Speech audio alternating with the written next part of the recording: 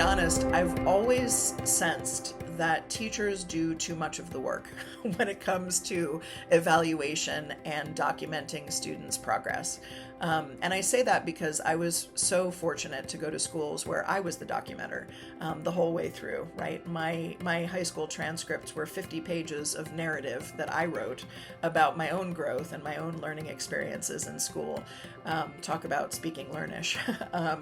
And I didn't have any grades, letters, or numbers anywhere because I went to such alternative schools, but I got into college on the basis of that ability to articulate my own growth, right? So one of the things that we really invite teachers to think about, and this is a core facet of the landscape model of learning when it comes to what it looks like to evaluate when students are on such different pathways or are potentially working towards such different goals or horizons, is this idea of having the students manage much more of their own documentation. And this is a core concept within project-based learning, but sometimes when we talk about it, there's a misperception that the teacher is the one who needs to manage all the documentation rather than the students. So I've been working with quite a few schools over the last few years around student-led documentation and have been finding that it is incredibly valuable, not just in terms of lowering the workload for teachers, but also in terms of increasing that metacognitive process and the ownership that students have as the central protagonists of their own learning journey. Even if you're still having to give grades and having to assess in a more traditional way, when we think of the student as the documenter of their own learning process, we put a great deal more autonomy into their hands, right? And the assessment is far less this thing that happens to me, like an external judgment of my quality as a person, in terms of my work, however it is that students interpret assessment. And it makes it much more about their own personal journey and where they've gone and what they've done.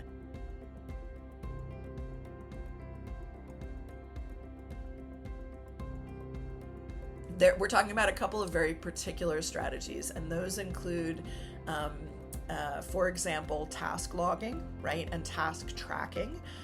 Very easy for students as young as first grade, I would say, and even in kindergarten with a little bit more support from the teacher, to be able to track their own growth, right? To be able to have a work session, for example, during class, and to identify who's gotten what things done, what still needs to be done, who's in charge of what are our goals for tomorrow, right? That process of sort of tracking where are we, where do we need to go next, what are, setting those goals day to day, and documenting it in a way that allows teachers to check in on groups very easily and see who's doing the majority of the work. Are they sharing it well? Are they meeting their deadlines? Are they ahead or behind other groups, right? That kind of information is really easy to gather from that. Connected to this, of course, is also things like student contracts and agreements at the beginnings of projects or at the beginning of the school year. I've never been a fan of the class rules because if they're imposed by the teacher, they may or may not be embodied by the students. Whereas if the students are involved in setting their own agreements as a community, how are we going to make sure we function well as a community or as a class? They're much more likely to reach those goals. And when it comes to group work, when we think of it in the form of a contract, what we're asking students to do is to consider all the things that could go wrong in group work, and there are lots, and to think ahead about how we will handle it when it comes up, if it comes up, so that students are more in charge of handling the disruptions and aren't constantly relying on the teacher to fix every single problem they have or to put out every fire that they might encounter along the way together. And so, that can look like things like, how will we make sure that every student's voice is heard and respected in our group? How will we make sure that, what will we do if somebody tries to take it over, right? What do we do if somebody's not doing their work or not getting their work finished on time? And some teachers even reserve the right to allow students to fire a member of their group if it gets extreme.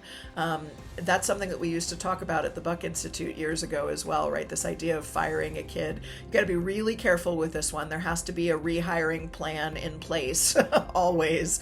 And you need to make sure parents realize the kid has not been fired from school. They've just not done their part in their group, and something needs to get fixed.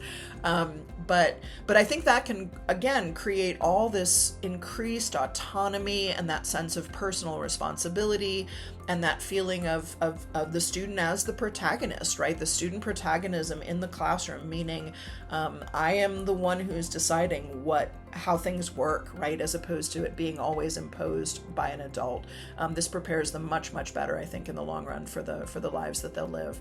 And then connected to this is also this idea of student portfolios, right? Student-led conferences.